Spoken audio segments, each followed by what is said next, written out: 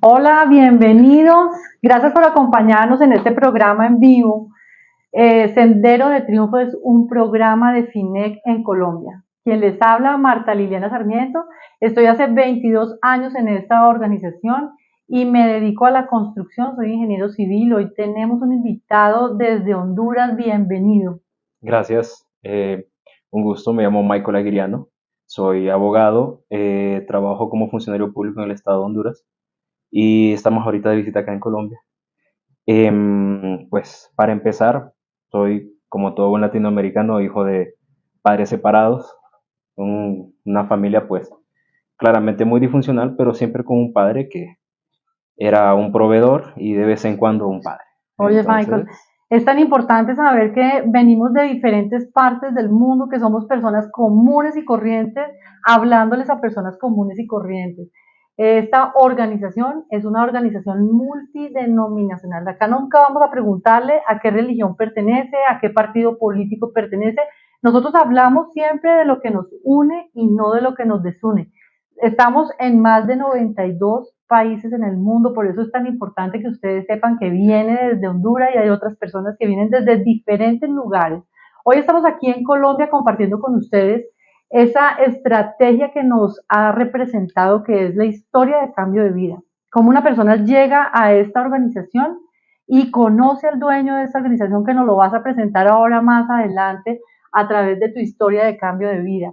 Nosotros en esta organización trabajamos por amor y agradecimiento con el dueño de la organización, porque tenemos actividades económicas completamente independientes. Les quiero contar que hoy Michael nos va a contar su historia de cambio de vida y vamos a empezar por tu infancia. Cuéntanos cómo fue tu infancia. pues es una infancia muy tradicional en Honduras. Vivía con mi mamá, mi abuela, mi hermano mayor. A mi papá lo miraba tal vez una o dos veces al mes. Eh, pues mis papás se llevaban bien, pero sí yo desarrollé cierta etapa de mi vida, desde los 4 años, una especie de miedo por mi papá, porque yo recuerdo que él llegaba, yo tal vez estaba en la sala, llegaba, lo miraba y me iba por el cuarto. Él llegaba y decía, estás haciendo esto mal, esto mal, esto mal. Y era una personalidad un poco chocante con mi mamá. Mi mamá era una personalidad muy pasiva, muy tranquila, que gustaba mucho de platicar, de ser tranquila, era muy paciente con nosotros. Mi mamá a mí nunca tuvo ese castigo violento, nunca fue una persona que me nalgueó, por dar un ejemplo.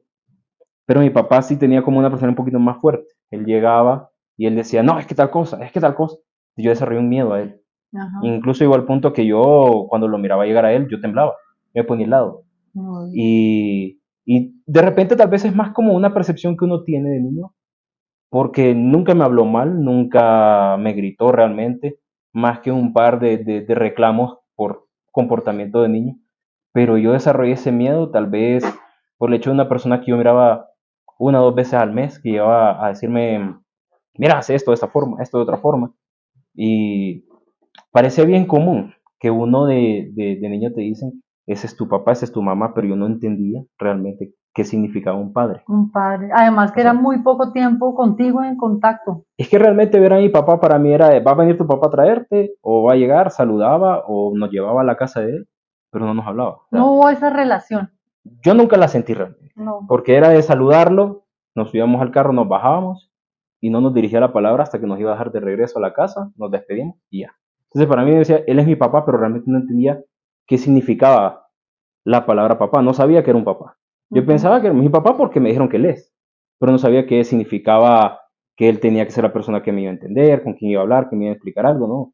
El respaldo, lo que uno siempre Sí, piensa de un papá, sí, ¿cierto? nunca La lo sentí, al protección. menos en los primeros 10 años de mi vida, no lo sentía como algo, lo miraba como algo normal, o sea, es mi papá porque le me dijeron que él es, pero no lo sentía como es la persona en la que puedo confiar, la persona que me apoya en alguna, no, para mí esa era mi mamá y mi abuela. Ajá. Y eran las personas que mi abuela era la que aplicaba el rigor, pero a la vez me explicaba las cosas, la que me ponía a estudiar, mi mamá venía a trabajar, era la persona que me leía cuentos de niño, Ujú. que me explicaba cosas de la familia, que me explicaba cosas de la infancia, que me sacaba tal vez al parque a caminar. Entonces, eso era mi familia para mí. Y mi hermano Ah, mayor, claro, que era con quien jugaba. ¿con quién jugaba? Michael, cuéntanos cómo impactó esa infancia que nos vienes contando ya en la adolescencia y la juventud. Pues con todo esto que pasó, desarrollé una autoestima bastante baja.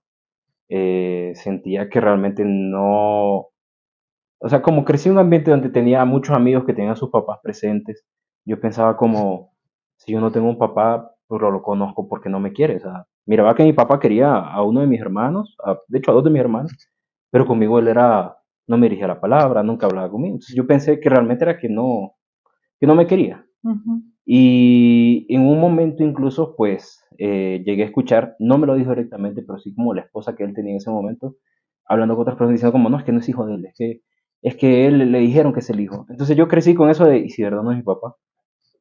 Actualmente sé que no, pero En su eh, momento fue muy sí, doloroso, sé yo que es me imagino. mentira, pero ahora sé que sí es mi papá.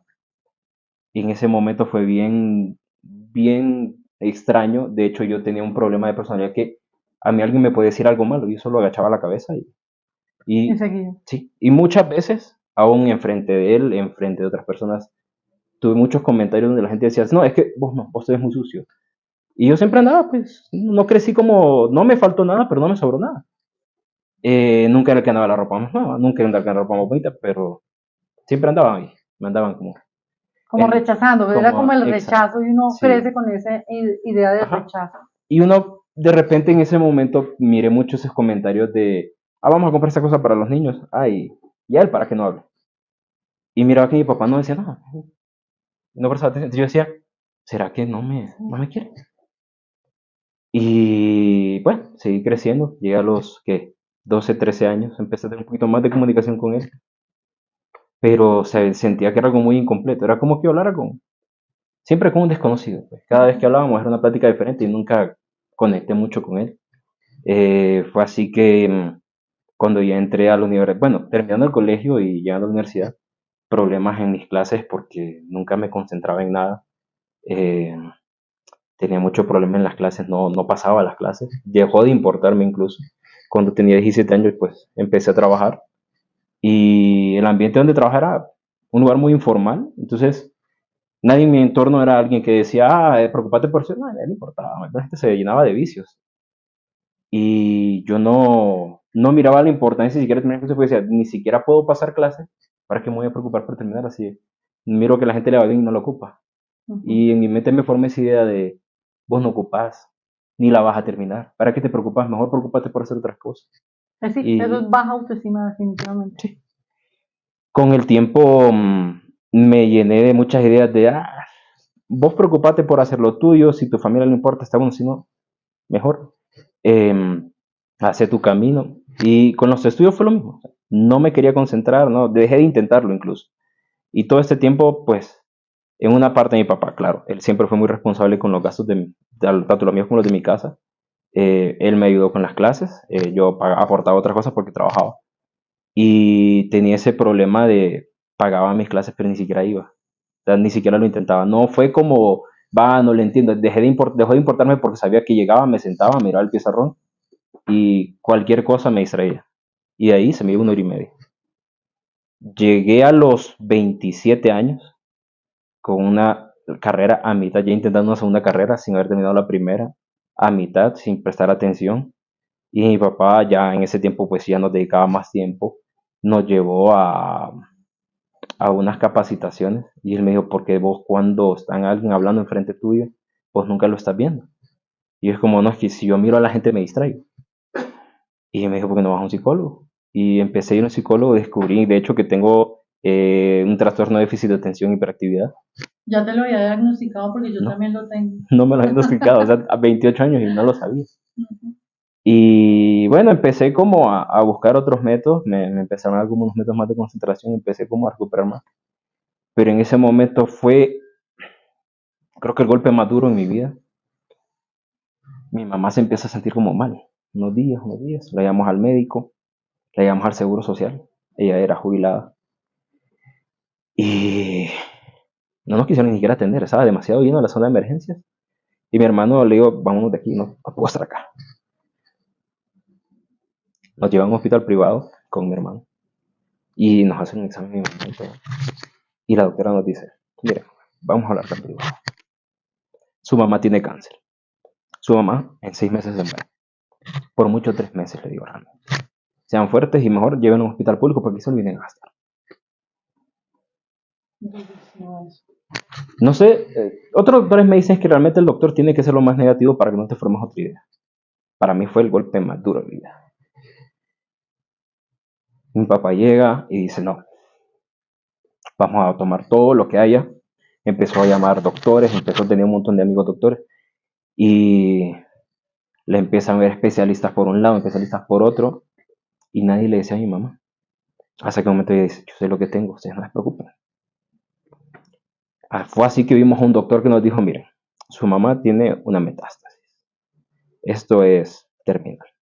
Pero le vamos a dar calidad de vida. Le vamos a dar este tratamiento, y le vamos a dar calidad de vida para que ella esté tranquila. Esos 6 meses se convirtieron en 4 años, donde le hacían biopsias, le decían, usted no tiene nada, usted está bien. El doctor le decía, mire, usted tiene cáncer, solo que está regado de una forma que no se va a percibir en el examen, pero eso no la va a matar. Usted solo tiene que seguir tomando medicamentos. Si este medicamento no funciona, vamos a tomar otro más fuerte y así hasta que ya no haya nada. Él fue muy claro y dijo, usted tiene cáncer, pero le vamos a dar calidad de vida. Gracias a Dios mi mamá vivió, bueno, Dios me la prestó 4 años más. El día que ella se fue, pues, no fue un día tan horrible, fue un día tranquilo. Ella tenía una paz increíble, una fuerza. Y la despedimos.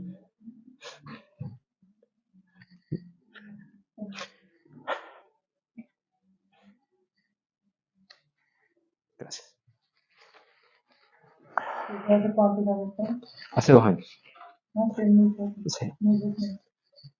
La despedimos mi hermano, mis sobrinos, mi papá y yo.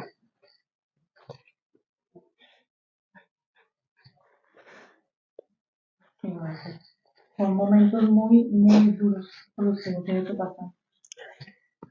Y todo ese tiempo yo miraba a mi papá en la FINEC, miraba a mi hermano crecer en FINEC. Y yo pensaba, eso es una iglesia, eso es lo mismo que le venden a uno, que el pastor llegue y le saca piso. Eso no miraba lógica. Llegué a rechazar tanto la figura de Dios. Sabía que existía, pero pensaba que no era mi amigo. Y después de que ella se fue, con tanta paz, pensé si alguien que está en esa situación está tan tranquila, solo puede ser Dios que le dé esta paz. Nunca sintió dolor, nunca se quejó, nunca lloró. ¿Y tu papá ya estaba acá en esta organización? Sí, él, gracias a Dios, tiene casi 37 años en la organización. ¿Tú no habías llegado acá a la organización? Sabía de ella, había ido, pero realmente nunca había entendido lo que significaba. Hace 2 años empecé a ir. Al principio obligado, porque no me gustaba, era como... O sea, hace 2 años después de que tu mami partió. Justo a los días que ella partió, empecé a ir. Al principio más obligado, como le digo, pero iba porque sé yo, bueno, algo tengo que ir. Con tanta paz que tenía mi mamá, Dios tiene que existir, decía. Con tantas cosas que ella misma me contó. Empecé a ir, me empezó a gustar, empecé a servir. Me gustaba, de hecho actualmente sigo yendo. Mi hermano, uno de mis hermanos preside uno de los capítulos de FINEC. Me encanta ir, yo muy puntual los martes, llego incluso hasta antes para platicar con los invitados, con los testimonios, a llegar con la gente, ver que la comida ha llegado, todo. Pero más que todo porque empecé a darme cuenta, y esto de repente a veces es tal vez como egoísta de mi parte, que cada cosa que yo anotaba en esa papeleta se me cumplía. Yo decía, Dios, quiero terminar mi carrera, la terminé en tiempo récord, cum laude, terminé todo, se me hizo súper fácil porque ya no era difícil, ya había aprendido métodos nuevos de estudio, había descubierto que era una idea en mi cabeza, lo de no te quieren, la gente te quiere, solo tenés que darte cuenta que te quieren. Oye, Michael, ¿y te pasó lo mismo que le pasó a tu mamá cuando llegaste a esta organización? Lo primero que todos experimentamos es una paz impresionante. Sí. ¿La pudiste sentir? Casualmente eso es lo que en mi entorno la gente me empezó a decir, porque yo empecé a pasar una especie de depresión. Y la gente en la oficina me decía, porque empecé básicamente a trabajar en una oficina de gobierno, me decían, ¿qué te pasa que no estás amargado? Pero después de empezar a ir a Finec, la gente me decía que qué bueno que ya estás volviendo a ser el de antes, que estás sonriendo, que cuentas chistes. Yo soy mucho dado a contar historias graciosas en la oficina. Pero yo empecé a pedirle a Dios quiero otro trabajo, por mientras hago mis propios proyectos. Eh, Como una semana después de que lo pedí, me llama mi mejor amigo y me dice, me acaban de ofrecer un puesto en tal y tal lado, un puesto muy, muy alto. Quiero que tengas acá. El Voy a Señor estar, consintiéndote sí, en todo. quiero que tengas acá. Yo necesito gente de confianza aquí. Ujú. Él solo tiene un jefe y el jefe mismo es como, ¿es de tu confianza? Ah, yo conozco al papá de él. Sí, aquí es bienvenido. Gente que me abre mucho las puertas. En una oficina increíble donde todo el mundo es muy profesional, donde todo el mundo es muy amable. Y es interesante porque yo hablo mucho de Finec, ¿no? Estoy tratando de llevar mucha de esa gente porque es un área de seguridad, entonces se trabaja mucho con gente del rango militar. No es Gente gente, dura, ¿no? sí, muy, no presta mucho a entrar a esto, pero ahí lo voy convenciendo. Empecé a pedir por mi salud, por mi familia, por mis proyectos, pero más que todo por claridad mental, por concentración y por madurez. Porque mi problema era que no me importaban las cosas. Yo decía, sí, ni modo. Pero ahora siento que he desarrollado más una especie de madurez y una forma más eficiente y más madura de ver las cosas, que era una cosa que admiraba mucho de mi mamá. Ahora cuando me dan una mala noticia, tengo otros proyectos con unas personas y me dicen como, mira, pasó esto y esto, y es como, no es una mala noticia, de hecho es una buena noticia, porque ahora podemos buscar un mejor rango de acción. Y creo que he aprendido a ver oportunidades donde no hay. Ujú. Actualmente estoy trabajando mucho en eso y gracias a Dios es algo que creo que esa paz y ese discernimiento solo lo he aprendido hasta ahora, hasta hace año y medio. ¿Hay algún momento que tú digas, este momento que viví fue realmente lo que me mostró indudablemente la existencia de Jesucristo en tu vida? Tengo demasiados que contar. Eh, por ejemplo, a veces con algunos proyectos, yo decía como, Dios, por favor, ayúdame con esto, eso. Si no es si no viene de ti, no me des una respuesta, pero si viene de ti, dame una respuesta. Terminaba el capítulo y saliendo en el elevador me empezaba a caer llamadas, oíme, mira que tal y tal cosa ya está avanzando, mira que esto y lo Increíble. otro, y eran cosas terrenales realmente, o sea, no es algo sobrenatural, pero es algo que para muchas personas es algo imposible. Ajá. Cosas como salud, hay muchas veces que me levanto y yo antes practicaba bastante un deporte, practicaba rugby. Y ahí hay mucho contacto físico, mucho contacto a la cabeza. Ujú. Incluso es bien común tener fracturas, lesiones, esguinces. Y a veces que tenía hasta contusiones. Y un día recuerdo que andaba con un dolor de cabeza, viendo nublado después de un día de un entrenamiento. Dice, Dios, ¿será que tengo que ir al doctor? Dame discernimiento, o me da salud, o dime que me tengo que ir al doctor ya. Ajá. Y me fui a dormir con esa idea, al siguiente día me levanto, dolor, ni muscular, ni en la cabeza, nada de mareo. Y dice yo, qué raro, ¿ah? Incluso en esos días me había registrado para practicar en una liga de otro país y le exigen a uno un electrocardiograma. Y ese día yo me preocupé, me salen 2 infartos en el corazón. Y yo, Dios mío, ya está la doctora, me dijo, no, vaya a un especialista. Ujú. Y yo preocupado hasta que el especialista me dice, ¿y vos a qué te dedicas? No, soy abogado, esto y esto, y practico rugby, que rugby tal y tal cosa. No, para deporte eso es normal, me dice. Solo no tomes Red Bull, no tomes caso cosas de cafeína. Pero yo preocupado una semana hasta que me dijeron, y toda la semana orando, orando, orando, porque todo el mundo me decía, uy, no, no, gente no especialista, Sí, otros claro. doctores, o especialistas en otra área. Hasta que un especialista me dijo, no, no te preocupes por esto. Y de repente para alguien dice, solo es alguien que se preocupa además, pero para mí es Dios me está diciendo, cuídate, pero a la vez Dios me está diciendo, te estoy cuidando. Así es. Oye, Michael, nosotros en esta organización viajamos a otras naciones, ¿cierto? ¿Que te ha motivado venir aquí a Colombia? ¿Ya habías venido aquí? No, ¿Es no, la primera vez? de hecho siempre había querido, pero una por trabajo, siempre como en otras cosas. Yo solo hacía viajes cercanos para el fin de semana. Y casual un día mi papá andaba de viaje y me escribió, fíjate que va a haber un viaje, esto y esto y esto, pero es a servir. Ajá. Y yo me puse a pensar, pero es a servir, no, no voy a ir a turistear, no, que voy a ir a conocer. Y me puse a pensar, pero vos ocupas servir. O sea, sirviendo es como uno consigue, dando es como uno recibe.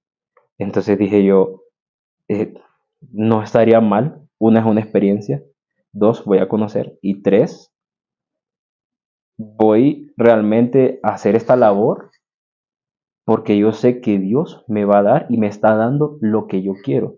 Esto es nada. Venir a un viaje y estar una semana. Para mí esto es vacaciones, andar, ver esta conferencia. Eso es aprender un montón. A mí me encanta esto. No soy una persona tan sociable como para exteriorizarlo. Para mí realmente me encanta. Toda esta experiencia que he tenido desde el miércoles que llegué acá, a mí me ha encantado.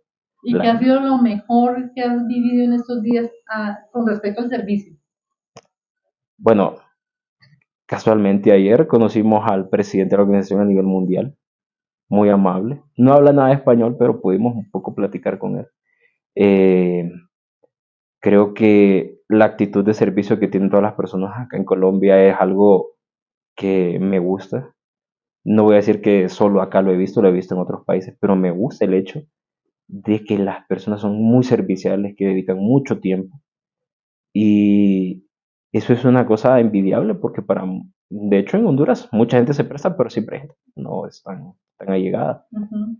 Entonces es de mucho aprendizaje ver, creo que es una cuestión cultural acá que la gente es muy amable. Sí, Y en Honduras no, al menos la parte del capitalino no suele ser tan sociable. Entonces estoy muy sorprendido con la apertura de la gente acá a ser tan amable. qué bello. Bueno, pues me alegra muchísimo eso. ¿Y pudiste tener contacto con colegios y compartir tu historia de cambio de vida con otras personas? Fíjese que a mí me tocó ir, pero a la calle, que eso yo nunca lo había hecho. Y, y le empecé a decir a mi papá, qué raro eso, porque en Honduras no se hace así. Y me dice, vos servís, venimos a servir. Y empecé, le di mi testimonio a una persona en la calle ayer. No sé si va a ir, le dimos la información, se miró interesado. Y hablamos con varias personas en la calle. Y me gustó. Tal vez no es la forma en la que yo esperaba que uno llega a conocer, pero yo creo que se llega a mucha gente con eso. Se llega así. Así como estamos seguros que hay muchas personas que en este momento nos están viendo y han podido vivir esta experiencia que tú has vivido, ¿sí? Pérdidas y depresión, ¿cierto? Sí, TDAH, increíble. que en el colegio desafortunadamente nos tildan de brutos, que no son inteligentes y nos tildan de muchas cualidades que no son, o bueno, defectos que no somos. ¿Qué le podrías decir a esas personas que hoy nos están viendo y han podido vivir esta clase de situaciones de pronto de enfermedades mentales? Porque realmente estas depresiones que también he tenido han sido enfermedades mentales que la gente la pone por debajo, ¿no? Y nos catalogan como débiles, usted tiene todo, ¿cómo va a decir que está enfermo? ¿Cierto? ¿Qué le Sí. podrías decir a esas personas que hoy nos están viendo, nos están escuchando y que han pasado por esta serie de situaciones? Pues realmente es algo que sí lo he considerado mucho, qué decirle a alguien que pasa por lo mismo. Y la verdad es que uno tiene que aprender a autoconocerse, a cuidar de su salud mental. No solo la salud física, no solo es ir al doctor o a salir a hacer ejercicio, también hay que autoevaluarse. Y si uno siente que debe o siente que no se entiende, buscar ayuda. Y complementario a eso, creo que buscar de Dios, porque es justo cuando buscamos de Dios y conocemos de Dios y conocemos lo que Dios hace por nosotros, que nos damos cuenta de que aparte de tenerlo todo, solo tenemos que entenderlo más. Así es. Bueno, pues esa es la clave del éxito. En este momento nosotros estamos aquí frente a ustedes, realmente dando lo mejor de nosotros, que ha sido conocer, aceptar a Jesucristo en nuestra vida. Y por eso queremos presentárselos a ustedes de una manera muy sencilla. ¿Por qué es tan importante aceptar a Jesucristo y de qué manera lo hacemos? Porque muchas veces las personas ni siquiera saben qué es orar, ¿cierto? Y de una manera muy sencilla, cuéntanos cómo se llega allá y vamos a hacer el llamado después de que nos expliques esto.